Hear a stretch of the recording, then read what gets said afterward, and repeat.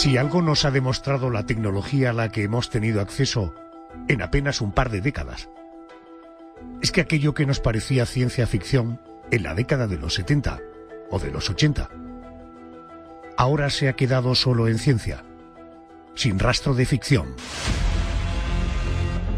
Es de presumir, ahora más que nunca, que aquello que nos presentaban en sus novelas fantasiosas autores como Arthur Clarke, Isaac Asimov o Ray Bradbury, aquello que antes nos hacía sonreír y nos parecían cuentos para adolescentes con mentes calenturientas, es lo que nos espera a la vuelta de la esquina.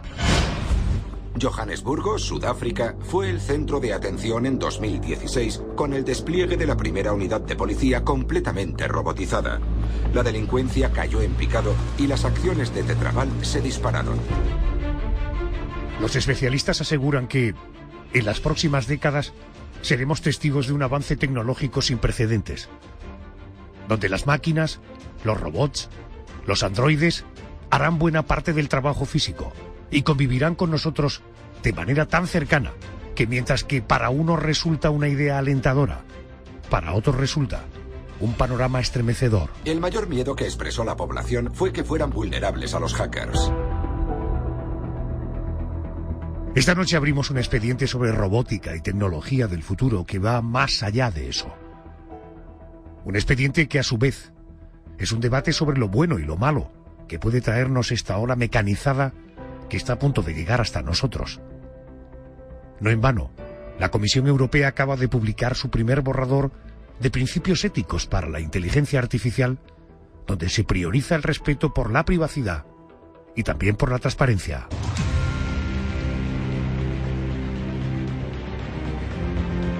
¿Cómo será la tecnología del futuro? ¿Viviremos rodeados de comodidades gracias a las máquinas? ¿Cuáles son los inventos que están por llegar? ¿Superará la inteligencia artificial a la inteligencia humana? ¿Llegarán a dominarnos los robots tal y como plantean algunas películas de Hollywood? Me parece que lo he conseguido. La primera, completa y auténtica inteligencia artificial. Es un sistema informático que podría ser más listo que un humano. Puedo enseñarle una obra de arte y esa cosa, ese ser, podría juzgar ese arte. Decidiría si le gusta. Iniciamos nuestro viaje. Me atiende un reportero. En fin, tengo la suerte de que cuando le llamo me cede su tiempo. Es un hombre que ha viajado a Japón para saber cómo será la tecnología de aquí a unos años. Él es el prestigioso periodista Jalis de la Serna, periodista de La Sexta. Querido Jalis, muy buenas noches y bienvenido a la Noche de COPE. Buenas noches, Adolfo, muchas gracias. Y como siempre, gracias por atenderme y cederme un ratito de tu vida. Oye, ¿tú has podido comprobar de primera mano cómo se prevé que será la tecnología del futuro en un país tan avanzado como Japón? Cualquier amigo que va a Japón cuando vuelve, no te voy a decir que vuelve una persona diferente, pero lo que cuentan parecen historias de alguien que ha vivido un sueño o una tajada como un piano, ¿no? Por ejemplo, en el ámbito más personal, más íntimo, o sea, en una vivienda, ¿qué tipo de elementos tecnológicos nos hará la vida más cómoda dentro de pocos años? Bueno, yo creo que muchos, ¿no?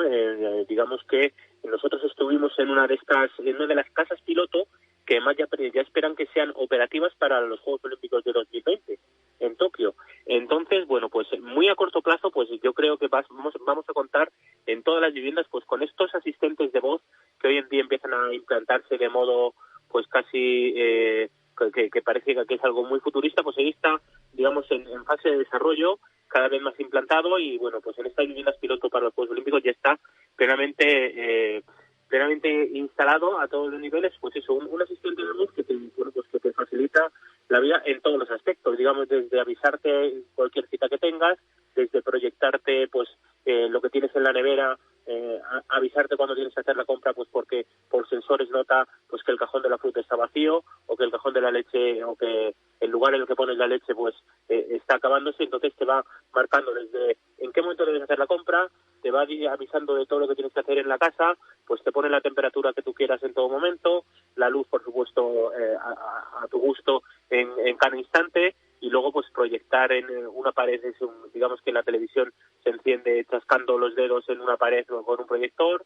Si quieres leer un libro lo puedes ver plenamente ampliado en una pared, digamos, porque el sistema reconoce el libro que estás leyendo y digamos que tiene una base de datos en la que tiene una gran cantidad de libros, entonces te proyecta en una pantalla el libro que tú estás viendo. Así que realmente hay muchísimos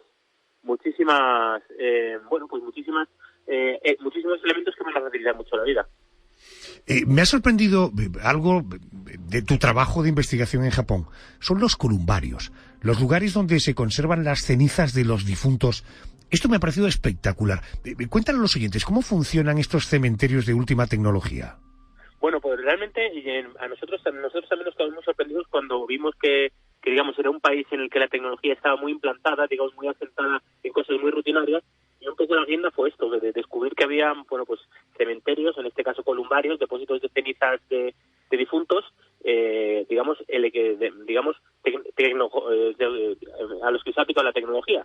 Entonces es increíble, realmente te das cuenta que, bueno, pues es una especie de sala muy bonita, porque realmente lo han conseguido hacer muy bonito, en la cual se respira cierto ambiente íntimo, cierto ambiente de recogimiento, porque es una sala así como de una luz tenue, con unas paredes en color azul, y cada plaquita, cada cuadrado que se ve de color azul es un cajón en el que las personas pueden depositar las cenizas de sus difuntos. Entonces, la peculiaridad que tiene es que, bueno, tú vas, digamos que tu identidad y la de tu fallecido, digamos, está asociado a una llave electrónica que tú cuando entras, pues directamente la metes en la ficha de entrada, en el lugar de entrada del lugar. Entonces se ilumina en amarillo pues el cajón en el que está tu familiar, tu familiar, las cenizas de tu familiar. Entonces la verdad que es una cosa muy curiosa, ¿no? Porque está alejado de una lápida, de un sitio así gris, un sitio, ¿no? Como son los cementerios tradicionales, y lo que es un sitio pues moderno, parece un poco, se podría asemejar de apariencia al interior de una nave espacial, con cuadritos en color azul, que cuando vas, pues realmente ves que, pues eso, que la gente pues tiene ahí a su familiar, pueden abrir el cajón, pues hacer unas oraciones, o simplemente no hace falta que abran el cajón, y realmente, bueno, pues tienen su momento de recogimiento, su momento de conexión con el difunto en esa especie de nave espacial. Dentro del ámbito de la tecnología del futuro no pueden faltar, sin duda, los robots, los androides, la tecnología punta. Con lo que has visto, ¿crees que llegarán a formar parte, me refiero a estos robots, estos androides, que llegarán a formar parte de nuestro núcleo familiar más estrecho? Pues depende, ¿no? Yo creo que en Japón, yo creo que esto sí que lo van a llevar un poco, o sí que, digamos, tienen cierta ventaja respecto a nosotros. ¿Por qué? Porque, bueno, es una cultura animista, digamos, que ellos, pues, digamos, le dan la cualidad de tener alma casi a todos los objetos, o a todos los objetos. Entonces, para ellos un robot, incluso, por definición, aunque no fuera un objeto animado, como hoy en día ya pues hay robots androides que hacen toda clase de, digamos, de movimientos, pues aunque no tuviera esta cualidad, ellos ya le otorgarían la condición de tener un alma a ese robot. Entonces, en Japón yo creo que sin ninguna duda los van a incorporar los androides como miembros de la familia, o como un amigo, o como un familiar, o como una persona con la que puedes tener cierta convivencia. Y en España yo creo que nos costará más. Yo creo que seguiremos viendo a un robot, aunque los hacen ahora mismo con aspecto semi-humanoide, ¿no? En muchos casos ya le ponen una cobertura de silicona que se asemeja mucho a la piel, fibras artificiales que se asemejan al pelo. Bueno, aunque fuera así, yo creo que esto de un robot de la familia, o un robot con el que pueden mantener una conversación como si fuera una persona, yo creo que todavía queda un poquito lejos, que todavía queda a lo mejor unos años para llegar a ese punto de desarrollo tan inmenso. Lo que sí es sorprendente es la manera que se han colado estos robots, y además sin costo alguno para el japonés, en el ámbito de la sanidad, en los hospitales, incluso en los geriátricos, ¿no? Es muy sorprendente. Yo creo que precisamente por esta condición de ser una cultura animista que le decía, te das cuenta que ves a ancianos que interactúan con robots, que a lo mejor no tienen familia, o su familia vive lejos, en un geriátrico público, o no tiene tiempo para ir a verlos, y ves que son señores mayores, señores octogenarios, nonagenarios, personas que realmente de cierta edad, que bueno, que les ves que se les ilumina la cara cuando están, pues nosotros diríamos, jugando con un robot, y ellos no, ellos están, bueno, pues relacionándose de manera prácticamente natural, y se relacionan con ellos y cantan canciones y repiten. Los robots tienen, digamos, un sistema de datos en el que tienen pues ciertas canciones memorizadas, entonces le proponen al abuelo cantar una canción, y ves, más allá de que el robot, de la tecnología, que sí, que bueno, pues que cada vez va más y la tecnología siempre nos va a sorprender, pero a mí lo que más me sorprendió es la cara de auténtica ilusión, de genuina emoción que ponen los abuelos cuando están relacionándose con los robots. Jalis, este mundo de la robótica, estos servicios robóticos, ¿tuviste curiosidad por saber si estamos hablando de servicios extraordinariamente caros? Porque estamos hablando de hospitales, hablamos de la posibilidad de asistentes en viviendas particulares. ¿Son caros estos robots? Bueno, hay de todo. Realmente los hay, digamos que robots asemejables, estos que a lo mejor hemos visto en un hospital, que son asemejables a un juguete, bueno, pues puede costar en torno a 1.000 euros, incluso tal vez algo menos, y luego pues los robots tipo Pepper, que es un robot que es como con un aspecto de niño y bueno, pues casi de una personita y tal, que pues que baila, canta, da vueltas, incluso se desplaza por superficies planas con bastante rapidez y sin dificultad. Eso estaríamos hablando de que están por encima de los 10.000 euros. Realmente es una tecnología muy importante, digamos que muy desarrollada, con muchas horas de investigación detrás, y sí que realmente pues los hay caros. Jalis de la Serna es periodista de La Sexta y nos ha dedicado unos minutos esta madrugada. Jalis, te mando un abrazo muy fuerte y gracias por atenderme. Un abrazo, Adolfo. Hasta pronto. Entrada autorizada. El progreso tecnológico nos va a conducir a una sociedad tecnológica que no podemos siquiera imaginar. Una sociedad donde la figura del robot tendrá un peso fundamental. Será un cambio de paradigma en las reglas de convivencia de la especie humana. Inspector, ¿cuántos robots han robado un bolso? John, esa cosa iba corriendo por... Dime, ¿cuántos robots en todo el mundo han cometido un delito? Define delito. Contesta la pregunta, joder. Las máquinas ocuparán los mismos espacios que el ser humano en la cúspide de la pirámide evolutiva. Si el pasado de las revoluciones tecnológicas ha sido benévolo, el futuro podría no ser tan indulgente. Este panorama requiere poner en marcha algunas opciones para limitar, para moderar o para mitigar los efectos del progreso tecnológico. Un robot no puede dañar a un ser humano. Primera ley de la robótica. Lo sé, he visto sus anuncios. Pero la segunda ley no establece que un robot debe obedecer cualquier orden de un ser humano. En el peor de los escenarios, las cosas podrían suceder según cualquiera de las catastróficas variantes que ya hemos imaginado repetidamente en películas distópicas de ciencia ficción. No habrá compensación posible cuando las máquinas superen todas y cada una de las habilidades del ser humano. Los prototipos de la nueva especie, más inteligente que la nuestra, están ya siendo concebidos y sus destinos no siempre estarán en nuestras manos. Segmentos aleatorios de código que se han agrupado para formar protocolos inesperados. De improviso, estos radicales libres generan dudas sobre el libre albedrío, la creatividad e incluso sobre la naturaleza de la misma alma. ¿Segmentos aleatorios de código? ¿O es algo más? Para hablar de esta delicada cuestión, ha aceptado mi invitación Javier Serrano. Él es doctor en ingeniería y autor de libros como Un mundo robot y El hombre biónico. Javier, muy buenas noches. Buenas noches, Adolfo. Tal y como se están dando los avances en el campo de la robótica, en su opinión, ¿hasta dónde podremos llegar en un par de décadas en ese terreno? ¿Qué cosas llegarán a hacer los robots? Bueno, 20 años no es un tiempo muy largo, aunque es cierto que pasarán muchas cosas. Podemos pensar, por una parte, que habrá más de lo mismo, quizá mucho más de lo mismo, con lo cual podremos ver robots, digamos, en nuestro entorno más doméstico, como asistentes, como cuidadores, y por supuesto muchos más negocios también atendidos solamente por robots o por algoritmos. Esto ya empieza a ser a día de hoy noticia casi anecdótica, pero seguramente se multiplicará. Hay supermercados en los que no hay ninguna persona, o tiendas o negocios en los que atienden solamente robots, también restaurantes de comida rápida, etcétera. En fin, empieza a ser, digamos, una noticia que se repite. Y por supuesto también veremos muchas fábricas y muchas empresas y muchas explotaciones, incluso agrarias, en las que solamente habrá robots y algoritmos que gestionarán, digamos, la producción. Esto es un poco, digamos... Perdona, ¿qué diferencia hay entre robots y algoritmos? ¿Qué me hablas? Bueno, robot básicamente es digamos, una máquina, digamos, con su propia lógica, digamos, que le permite, digamos, ser autónoma.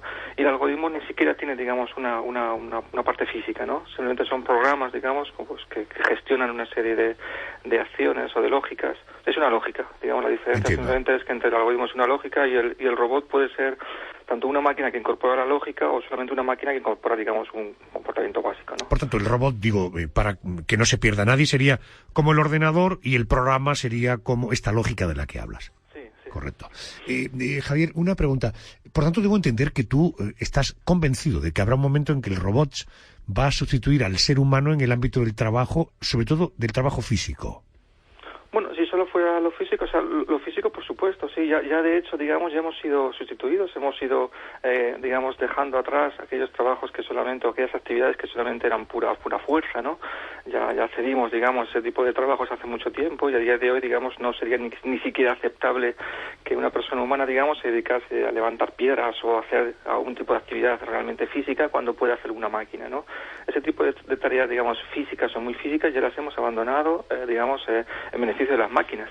Y ya hemos empezado también a ceder ciertas otras actividades que son intelectuales, ¿no? Aquí es todavía muy incipiente, pero también está empezando a ocurrir, con lo cual sí creo que realmente los robots y los algoritmos, digamos, van evolucionando, digamos, a hacer que la mayoría de las tareas y las actividades sean mejor, sea más productivo que las realicen ellos, que las realicen personas, ¿no? Salvo quizá una pequeña, digamos, parte de esas actividades que podría quedar, digamos, como un reducto de subsistencia para el empleo humano. Pero sí, la gran parte de actividades, siguiendo simplemente la lógica de lo que hemos visto hasta ahora, debería evolucionar, digamos, y quedar en manos de máquinas y de lógicas como algoritmos.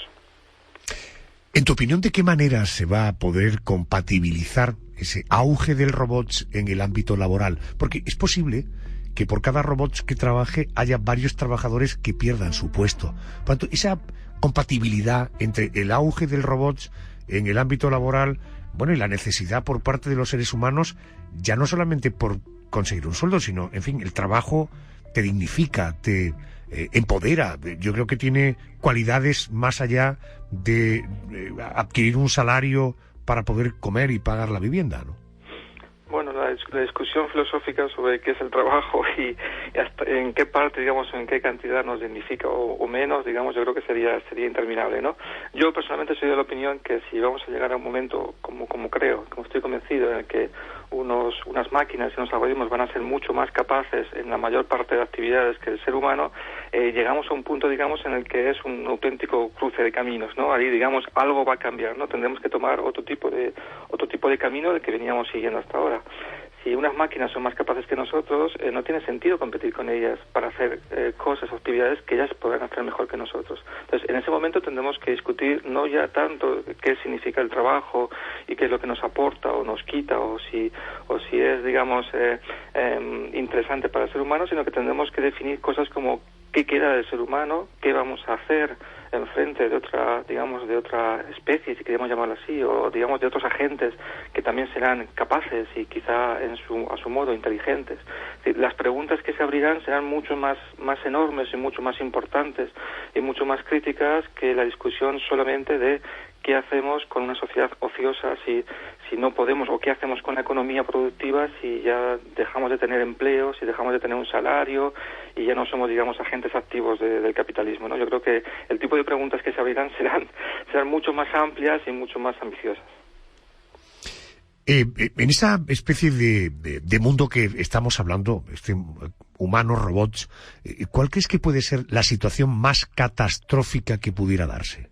Uy, no querría yo asustar a la audiencia, pero es cierto que todos hemos visto películas en las que hay todo tipo de situaciones, digamos, distópicas, y aquí, bueno, pues yo creo que, como estábamos comentando, sin entrar, digamos, en cosas como muy truculentas, yo creo, digamos, la situación más catastrófica para el ser humano, tal como nos interpretamos hoy, yo creo que sería simplemente que dejemos de ser seres humanos, porque haya otra especie en esta evolución que vamos a generar, que vamos a impulsar nosotros, creando máquinas y algoritmos más competentes que nosotros y que nosotros, digamos, pasemos a ser la segunda especie más inteligente del planeta, ¿no? Ese tipo de convivencia seguramente no sería sencilla, visto lo que hemos hecho nosotros con otras especies menos inteligentes. Correcto, en el planeta. pero porque podría ocurrir, en tu opinión, que las máquinas superen y controlen a los seres humanos. Bueno, controladas, pues, no sé, a lo mejor controlar, digamos, estamos ya un poco entrando en ciencia ficción, pero es cierto que ya hoy las máquinas, los algoritmos ya calculan más rápido que nosotros, son capaces de manejar cantidades de datos enormes mucho mejor que nosotros, pero también se da la paradoja famosa de Morales de que haciendo todo eso mucho mejor que nosotros, todavía son muy torpes en multitud de otras cosas, desde subir unas escaleras a abrir una puerta, dependiendo de cómo sea el tipo de pomo de la puerta, ¿no? Es decir, todavía estamos en esta fase en la que hay las máquinas siguen siendo muy torpes, a pesar de que ya nos demuestran que en muchas otras cosas son mucho más capaces que nosotros. Entonces, esto es solamente una cuestión de tiempo, y aquí el tiempo, por supuesto, es la gran discusión. Yo creo que en la mayoría, yo he estado 2 años y medio, casi 3, tratando muchísimos materiales para escribir el libro, y básicamente al final la discusión no es tanto qué va a ocurrir, sino cuándo va a ocurrir. O sea, yo creo que la mayoría de las personas la mayoría de las opiniones y de expertos y de todo tipo de personas se pueden reducir en el cuándo, no tanto en el qué. Todo el mundo piensa que tarde o temprano serán en 20 años, o sea, en 200, pero aparte de la escala temporal, todo el mundo piensa que va a ocurrir en que un día las máquinas tendrán esa famosa inteligencia general. Es decir, no serán solamente capaces de hacer algo muy bien, como calcular, que ya lo hacen mejor que nosotros, sino que serán capaces de hacer cualquier actividad que conocemos igual o mejor que un ser humano, seguramente mejor.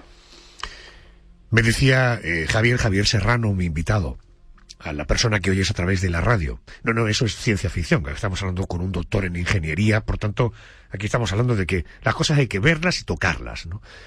Un robot, además de ser programado por el hombre, hoy o en breve, ¿puede aprender? ¿Puede evolucionar por sí solo? Bueno, a día de hoy no. A día de hoy las máquinas no son autónomas. Tienen, por supuesto, tienen un código embebido en su diseño y se tienen que ceñir, digamos, a ese tipo de instrucciones, ¿no? Acción-reacción. En caso que ocurra un tipo de acción, las máquinas pueden ejercer el tipo de reacción a la que están programadas, ¿no?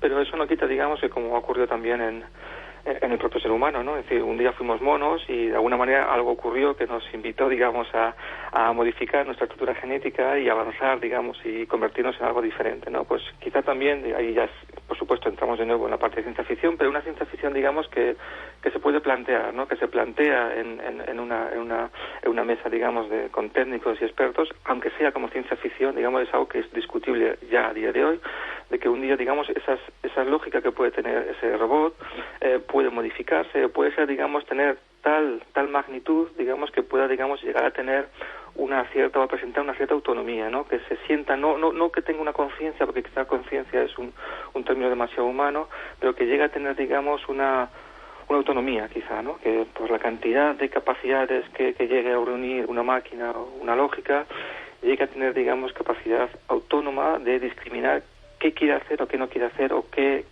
va a hacer ante determinado curso de acciones, cosas, digamos, que no estaban embebidas en su programación humana, ¿no? Eso sí que yo creo que se puede empezar ya a plantear, digamos, como hipótesis de trabajo, aunque sea en un futuro muy remoto, ¿no? Bueno, en todo caso, reacciones de las máquinas, yo entiendo por reacciones también los simples juegos. Es decir, si voy por aquí, habrá un desarrollo, y si hay por aquí, habrá también un desarrollo. Pero son reacciones que tiene, en este caso, el propio programa, ¿no? Sí, por ejemplo, lo hemos visto cuando las máquinas han conseguido ganar al ajedrez o al Go, o al fin, a todos estos juegos que hemos ido viendo en los últimos años, cómo se pensaban, digamos, que no eran terreno propicio para las máquinas, porque requerían, en su momento se ponían como ejemplo de algo que nunca una máquina podría hacer, o un algoritmo, porque realmente requerían una intuición, o requerían, digamos, una lógica, o incluso, digamos, una creatividad a la hora de mover determinada pieza de un tablero. Pues hemos visto como, aunque esa intuición o esa capacidad creativa no la tenga una máquina, sí que se puede compensar teniendo, digamos, otro tipo de capacidades, ¿no? Por la capacidad de hacer millones de cálculos por segundo, etcétera, cosas que el ser humano no tiene capacidad, ¿no? Entiendo. ¿Qué es lo que tú llamas hombre biónico? Bueno, hombre biónico, en cierto modo, es un ser humano, digamos, que se resiste, o que se resiste, digamos, a perder capacidades frente a las máquinas capaces, o al revés, tal vez se puede ver de otro modo, diciendo que es un ser humano que quiere incorporar esos desarrollos tecnológicos a su propia biología. Perdón, eso nos podría llevar a convertirnos en un robot de forma voluntaria y, por tanto, tener la posibilidad de ser, si no digo eternos, desde luego, multiplicar por n veces la capacidad vital, ¿no?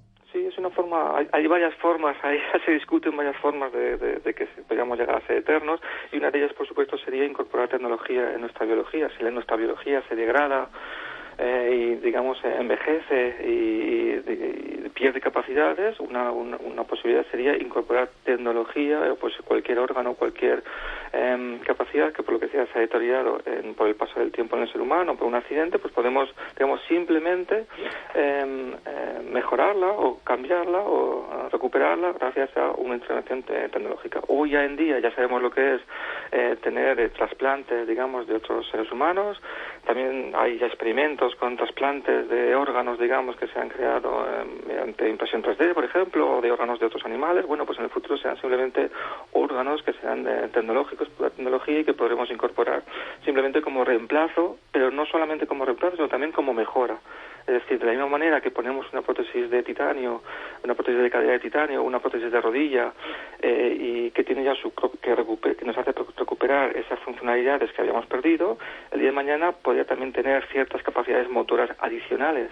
O sea, no tendría por qué limitarse a las funcionalidades de origen del ser humano, sino que podríamos darle funcionalidades adicionales. Y del mismo modo que pensamos en una prótesis, podemos pensar en todo tipo de implantes en el cerebro, que a día de hoy se están investigando para aumentar la memoria, para estimular ciertas zonas del cerebro que están relacionadas con la creatividad, con ciertas capacidades intelectuales, etcétera, etcétera. Esto no es ciencia ficción, estás hablándome de que esto... Hay ya, por ejemplo, en DARPA, la Agencia de Investigación Militar estadounidense, que siempre, digamos, lidera cualquier tipo de innovaciones, al menos las que conocemos. Por supuesto, hay muchas que ni siquiera conocemos, que están desarrollando, pero las que conocemos, por ejemplo, ya hay programas financiados por ellos para estimular, por ejemplo, la memoria en personas que habían perdido por ejemplo, durante situaciones, por ejemplo, de guerra o de conflictos. Pues hay muchas personas, digamos, que por el estrés, digamos, el estrés traumático que han sufrido, pues pierden la memoria. Bueno, pues ya se están investigando la posibilidad de insertar, y de hecho se han hecho ya ensayos de insertar ciertos implantes mentales en ciertas zonas del cerebro para estimular esa recuperación de la memoria, ¿no? Y del mismo modo que están haciendo investigaciones en este sentido, hay otras muchísimas líneas de investigación para estimular o para mejorar ciertas capacidades en nuestro cerebro. Por supuesto, ahora lo hacemos de manera como si fuese una caja negra, o sea, no sabemos qué estamos tocando, pero parece que funciona, ¿no? Ponemos una estimulación en determinada área del cerebro y parece que, o puede hacer, digamos, que esa persona demuestre que tiene una mejoría en ciertas capacidades, ¿no? Pero esto poco a poco se irá controlando y realmente seremos capaces de estimular con mucho detalle cualquier actividad, porque estará representada en una zona del cerebro, ¿no? Esto posiblemente propone un ejemplo.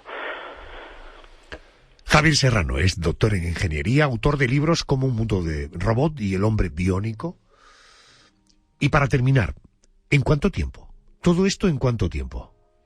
Bien, en cuánto tiempo ya es pura fantasía, porque claro, ya como decía antes, de la investigación de literatura y en fin, y de todo lo que se está haciendo en diferentes partes como investigación, el rango de cuándo puede ocurrir, por ejemplo, un fenómeno que está muy de moda, es el tema de la singularidad, el momento en el que una máquina será más inteligente que un ser humano. Bueno, pues hay personas que, en fin, que pues lo plantean desde aquí a un par de décadas máximo, de hecho incluso dan fechas concretas, y hay personas que piensan que todavía estamos al menos a distancia de un siglo opinión? O de dos. ¿Tu opinión cuál es? Pues en mi opinión yo creo que desde luego no lo veo en 20 años, porque también es cierto que hay toda una serie de problemas que hay que solucionar, etcétera, etcétera, y seguramente, digamos, el optimismo aquí no funciona, pero tampoco pienso que sea una cuestión de 2 siglos. Yo creo que nuestros hijos seguramente tendrán que enfrentarse a este tipo de dilemas que estamos empezando a plantear hoy. Seguramente las generaciones, nuestros hijos, tendrán sobre la mesa, digamos, si nosotros no somos capaces de dejarles el problema resuelto, tendrán sobre la mesa este tipo de macro problemas, de definir qué tipo de futuro planteamos para la sociedad humana, si queremos unirnos con las máquinas, si queremos enfrentarnos a ellas, si queremos ser parte de esas máquinas o si simplemente nos resignamos a desaparecer. Javier Serrano, gracias por atenderme. Te mando un abrazo. Gracias. Un abrazo. Hasta luego.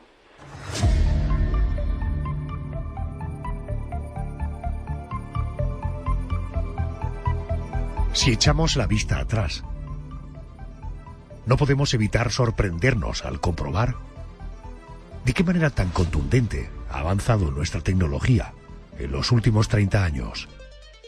En apenas 3 décadas, hemos pasado de vivir en una sociedad de contacto cercano, donde primaba el tú a tú, donde eran habituales las cartas postales, donde las consultas de datos se realizaban físicamente en las bibliotecas, donde apenas existían juegos de ordenador de más de 4 kilobytes, a coexistir en un mundo conectado por Internet, donde el día a día se vive delante de una pantalla de ordenador, donde la comunicación es instantánea con cualquier lugar del mundo por medio de las redes sociales, donde las noticias vuelan en cuestión de segundos, donde las compras se realizan a través de un teléfono móvil y donde los juegos de videoconsolas han pasado de los 4 kilobytes a los 100 gigas.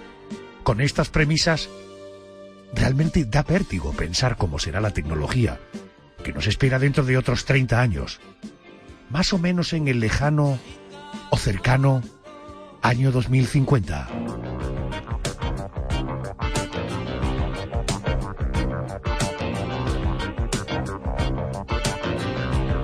Para vaticinar de qué manera podría sorprendernos el futuro tecnológico de los años 50 del siglo XXI, me acompaña Nuño Domínguez. Él es periodista del diario El País. Querido Nuño, buenas noches. Buenas noches, Adolfo. Los especialistas coinciden en que más o menos para el año 2050 tendremos a nuestra disposición una tecnología tan avanzada que podremos superar retos hoy día impensables. Uno de los avances será el de máquinas que logren ahondar en el cerebro humano de tal manera que se podrá luchar contra diferentes enfermedades.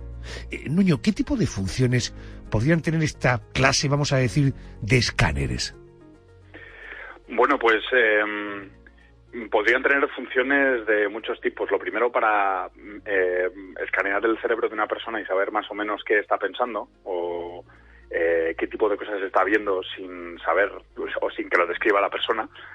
Y también, bueno, pues podría tener aplicaciones médicas, ¿no? Intentar ver cómo funciona el cerebro de una persona o de un paciente de una forma rápida y ver si tiene alguna disfunción en alguna de las partes funcionales del cerebro afectadas por una enfermedad crónica o por otro tipo de enfermedad. Debo entender que podría albergarse esperanzas para luchar contra el Alzheimer o el autismo o el Parkinson.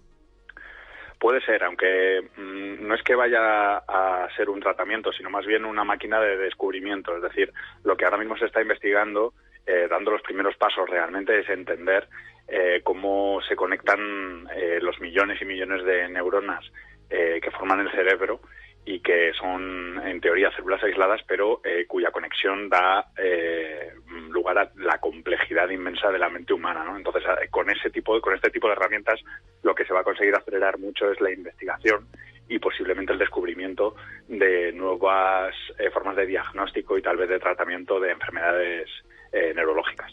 Hay una disciplina llamada genómica que estudia los genomas y su aplicación en la biotecnología. Te ruego, por favor, que con palabras lo más coloquiales que sea posible, naturalmente, ¿qué es exactamente esto de los genomas y qué tipo de usos se pueden aplicar en unas cuantas décadas en el ámbito de la medicina?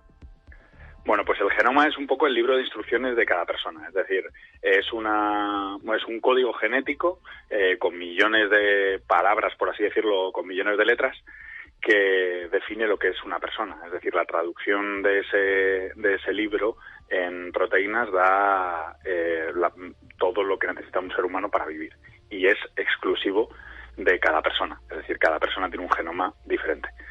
Entonces, poder conocer de una forma rápida este genoma y poder, como se ha conseguido gracias a herramientas de edición genética en los últimos años, conseguir corregir defectos, abre unas posibilidades de poder tratar enfermedades inmensas, ¿no? Sobre todo al principio, enfermedades que se deben a un solo gen, a una sola errata en una sola palabra dentro de ese libro de la vida. Pero en el futuro, y aquí es donde está lo inquietante, se podrían modificar más genes, más palabras, frases enteras de nuestro libro de instrucciones. Y lo que algunos científicos temen es que este tipo de aplicaciones no estén lo suficientemente reguladas y pueda dar lugar a crear seres humanos a la carta, es decir, más fuertes, más resistentes a algunas enfermedades, pero también modificando radicalmente lo que realmente ahora mismo somos, ¿no? Entiendo. Si hablamos de una enfermedad, en fin, tan común como, en fin, aterradora, nos aterra cuando hablamos del cáncer a los seres humanos. En 2050 tendremos muchas más victorias frente a diferentes tipos de cánceres. En esto no tenemos ninguna duda, pero 2050 respecto de hoy, 2019, ¿estamos hablando de cosas muy diferentes? Pues, hombre, es muy difícil predecir, ¿no?, cómo va a evolucionar la investigación del cáncer. Lo que sí que podemos saber es que tendremos tratamientos muchísimo más personalizados. Es decir, probablemente vayamos al oncólogo y el oncólogo nos haga un fármaco para nuestro cáncer específico, para nuestro tipo de tumor, que posiblemente compartamos con un puñado de personas o incluso sea único.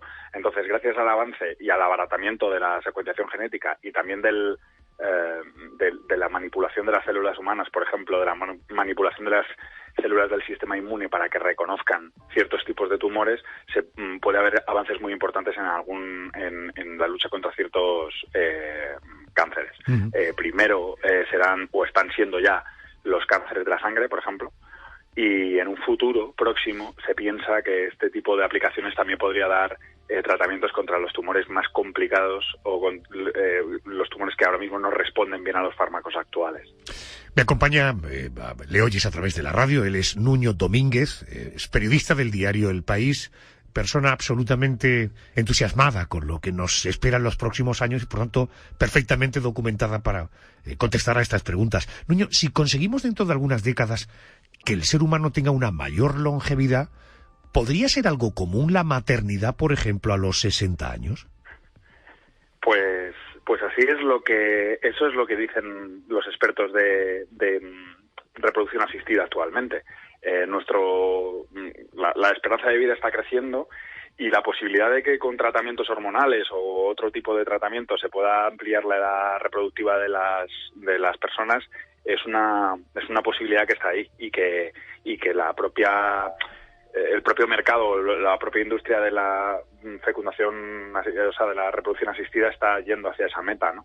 Y hace pocos días también conocimos otro avance que tiene que ver con esto, que es que por primera vez se pudo traer al mundo un niño gracias a un trasplante de útero entre una persona muerta, un cadáver, a la que le extrajeron el útero, se lo implantaron a una mujer viva y gracias a eso esta mujer que tenía una infertilidad congénita pudo dar a luz un niño, ¿no?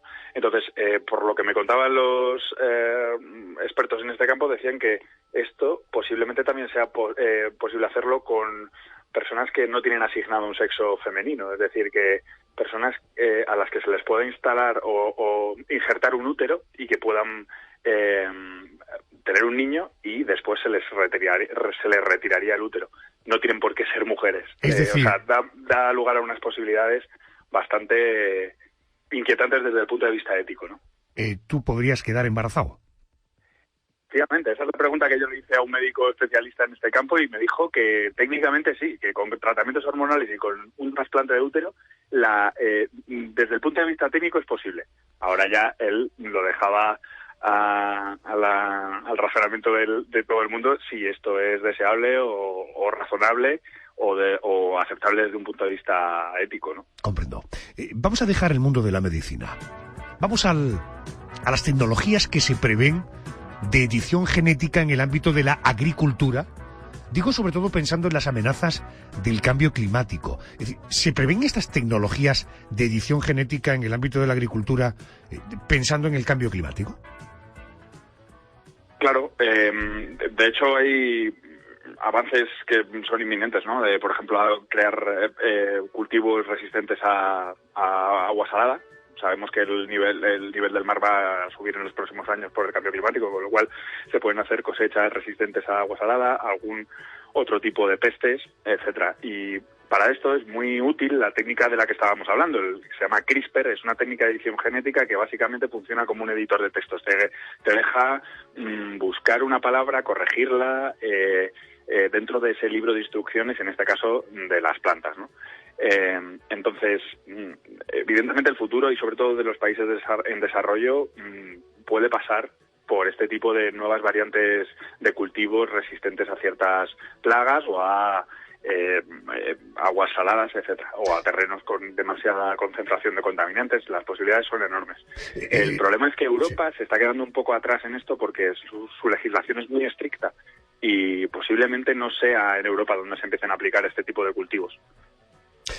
Fíjate que una de las cosas cuando pensamos en el futuro probablemente todos nos venga a la cabeza el mundo de la astronomía, el espacio.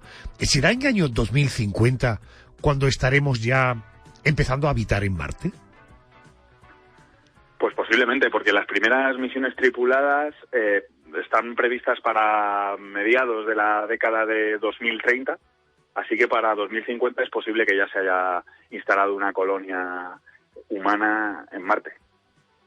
Fíjate que me hablabas, uno de los avances que se pueden afirmar con toda seguridad que en el año 2050 muchas enfermedades van a tener curación, desde luego va a haber avances importantísimos, la personalización de la medicina, parece que vamos encaminados a esa idea, aparatos, máquinas de última generación. Da la impresión de que esto es algo que solo estaría al alcance de gente con dinero, y claro, eso abre una nueva brecha entre ricos y pobres, y entre países que también puede que haya muchísima diferencia. ¿Esto todavía profundiza más en esa grieta entre unos y otros? Sí, eso es uno de los mayores temores que pueden traer todas estas tecnologías de las que hablamos. Sobre todo al principio, cuando empiecen a aplicarse, normalmente el acceso lo suelen tener primero las personas con más recursos económicos, como es lógico, ¿no? Entonces ahí puede haber unos años o unas décadas en las que la desigualdad entre ricos y pobres ya lo hacen, ¿no? Pero las diferencias de salud, por ejemplo, entre ricos y pobres sean brutales, ¿no? O el acceso a un tratamiento que le pueden salvar la vida y al que solo podrían tener acceso una parte de la población y no otra, ¿no? Fíjate que cuando pienso en el futuro me vienen a la mente ideas. ¿Cómo será la seguridad? ¿Cómo serán las intervenciones policiales? ¿Cómo será la policía que esté en la calle? ¿Cómo será la automoción? ¿O cómo serán los transportes colectivos? ¿Tú tienes cómo será el turismo? Turismo y robótica. Es decir, la experiencia sin moverme del sitio como si ya hubiera estado allí, desde luego lo más económico. O, por ejemplo, ¿cómo será el sexo en el año 2050? Nuño, ante todas estas preguntas, y tú que has tenido tienes oportunidad de visitar esos mundos de vez en cuando, ¿tienes la impresión de que el futuro es distópico o nos espera un futuro divertido donde las máquinas van a asumir la responsabilidad de los peores trabajos y nosotros nos vamos a dedicar a vivir la vida? Bueno, yo creo que está en nuestra mano, ¿no? Y si miramos al pasado, hombre, pues como especie hemos cometido muchos errores, pero tampoco nos ha ido tan mal, ¿no? Y yo creo que podemos ver claramente que hemos ido progresando, ¿no? Desde que vivíamos en las cavernas. Así que bueno, yo creo que estamos mirando hacia un futuro muy interesante y que probablemente sea traiga más cosas positivas que negativas.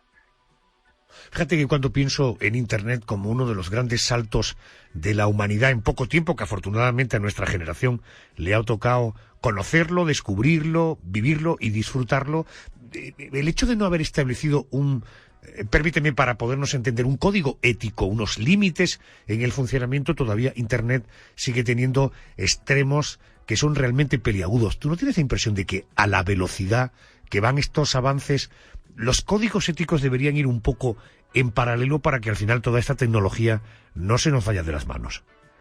Totalmente, deberían ir mucho más rápido. Lo que pasa es que al final suele pasar que las tecnologías adelantan a la capacidad de los humanos de legislar o de establecer códigos éticos. El último ejemplo lo tienes en esos niños que en teoría han nacido en China ya con un genoma modificado para en teoría darles resistencia al virus del VIH, ¿no? Y ha llegado mucho antes de que haya una legislación internacional o un tratado ético internacional que no permita estas cosas o que las prohíba. Así que bueno, lo importante yo creo, más que adelantarse, que por lo que vemos no es muy fácil, al menos tomar las medidas lo más rápido posible una vez que las tecnologías ya están aquí y que pueden tener consecuencias muy importantes, ¿no?, en lo que somos como especie. Correcto. Nuño Domínguez, periodista, compañero del diario El País. Gracias por ayudarme a componer este puzzle en el que nos hemos empeñado aquí en la noche de COPE. Gracias, un abrazo fuerte, compañero. Un abrazo, muchísimas gracias, hasta luego. Comenzaron a entender frases simples en inglés en los años 60. Más tarde aprendieron a traducir textos más complejos a cientos de lenguajes, filtrar correos electrónicos y reconocer texto escrito a mano.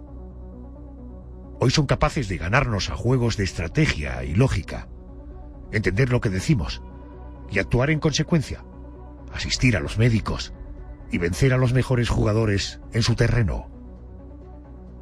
Se trata de las máquinas. Adiós a las actualizaciones tediosas y a los fallos técnicos. Un enlace con el ordenador central de USR proporciona a este robot nuevos programas a diario. El Néstor Clase 5 es el robot del mañana. El interés y éxito de las grandes compañías tecnológicas ha despertado el debate e incluso temor en torno a sus capacidades y al impacto que éstas tendrán en nuestra sociedad. Vamos a conocer detalles de este aspecto de la tecnología. Y para ello quiero que me atienda Félix Palazuelos, periodista del diario El País. Félix, buenas noches y bienvenido. Hola, buenas noches. Buenas noches. Encantado. ¿Es hoy día la inteligencia artificial un elemento importante en las empresas que, sobre todo, operan a través de Internet? Sí, claro, por supuesto. Ahora mismo podríamos debatir si es el más importante o no, pero es seguro que en el inmediato futuro lo será. Teniendo en cuenta que todas las compañías más exitosas del mundo, que en su mayoría son tecnológicas, todas centran su negocio en la inteligencia artificial. Para quien pueda estar oyendo la radio, por tanto, te ruego que utilices un lenguaje, en fin, lo menos técnico posible. Sí. Inteligencia artificial, ¿esto qué es? Simplemente es cuando programas algo, pero para que la máquina no ejecute algo. O sea, tú puedes programar una calculadora para que opere un 2 más 2 y te salga 4. La inteligencia artificial es programar a la máquina no para que haga algo, sino para que aprenda por ella misma a hacer algo. Uh-huh. A pesar de la tecnología que ya manejamos, ¿se prevé que en un futuro las máquinas ocuparán un espacio aún mayor entre nosotros? Sí, por supuesto. Yo creo que cada vez estaremos más acostumbrados a compartir no solo en nuestra casa, como ya estamos viendo los altavoces inteligentes, sino en el trabajo. Cada vez habrá más asistentes alrededor de nosotros que nos faciliten las tareas e incluso que reemplacen a los humanos. El miedo del ser humano, Félix, podría ser el de tener que competir con las máquinas en aspectos donde saldríamos muy mal parados. Es decir, ¿realmente creen los expertos que podría existir tal competición y además muchas posibilidades de que el ser humano perdiera? Es normal temer a la transición, pero creo que a veces tendemos a mostrar un miedo algo ilógico. Al fin y al cabo, las máquinas no son más que herramientas hechas por y para atender las necesidades del ser humano. Entonces, hace muchos años también existían trabajos que hoy en día nos podrían parecer absurdos, como ir a encender farolas, y hoy está claro que lo puede hacer algo automatizado. Entonces, ¿por qué una persona ahora mismo tiene que conducir durante 12 horas para entregar un camión a otro país cuando lo podría hacer un robot? ¿No sería mejor que esa persona trabajase 4 horas y el resto lo dedicase a ocio o a su familia? Entonces, es un debate que tendremos que plantearnos en el futuro, pero está claro que al final la máquina viene a reemplazar un trabajo que un ser humano no tiene por qué querer hacer ahora mismo. ¿Tú crees que seguirían existiendo ámbitos donde el hombre estaría muy por encima todavía de las máquinas? Sí, se me ocurren muchos. Todos los que involucren improvisación, talento, creatividad, los valores esenciales de una persona, todo lo que no sean tareas puramente repetitivas o enfocadas a a tratar datos o a hacer análisis matemáticos, yo creo que ahí siempre el humano tendrá la delantera. Por tanto, ¿tú crees que ante una máquina bien entrenada, todo lo que signifiquen rasgos emocionales, el ser humano, porque tú crees que una máquina nunca llegaría a tener rasgos emocionales? Podría, pero nunca tendría o nunca tendrá esas características que tenemos entre humanos. Una máquina creo que nunca podrá enseñar mejor que un maestro, tratar a un paciente mejor que un médico. O sea, es decir, podrá diagnosticar y evaluar mejor, pero nunca podrá empatizar con la otra persona como empatizamos nosotros.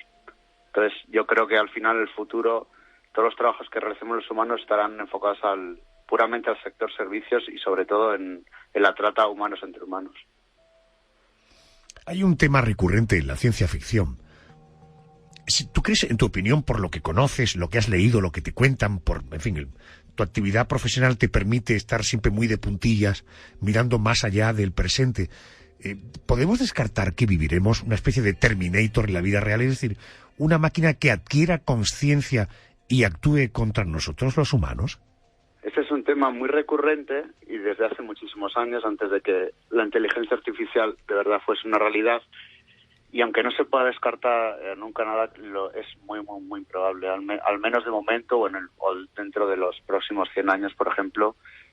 Puede ser que las próximas guerras se libren entre máquinas, pero es muy, muy difícil que adquieran conciencia y nos vayan a atacar. El peligro diría que no es físico, sino informativo. Ahí quería ir, dejando de lado el aspecto cinematográfico. En tu opinión, ¿cuáles serían los auténticos peligros de la inteligencia artificial?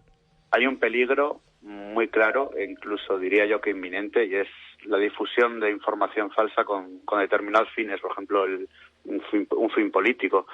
Las máquinas pueden ser instruidas para que aprendan a mentir, a segregar información falsa, y es un fenómeno que ya ha ocurrido, no directamente provocado por ejércitos de máquinas, pero que sí podría ocurrir, y yo creo que se podrá convertir en un gran problema cuando las herramientas de manipulación audiovisual se extiendan además en su uso.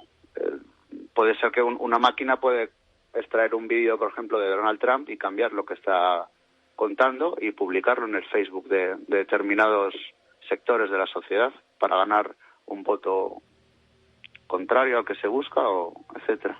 Fíjate que esto que me estás contando no me suena ni a ciencia ficción ni a futuro remoto, ¿eh? Ya. Además, imagina que las máquinas están avanzando mucho más rápido de lo que lo puede hacer el criterio de una persona para discernir qué es cierto y qué no es cierto. En fin, en todo nos queda siempre pensar que tendremos un futuro absolutamente interesantísimo que vivir y que gestionar. Félix Palazuelos firma noticias en el diario El País. Félix, gracias y buenas noches. Muchas gracias. Buenas noches.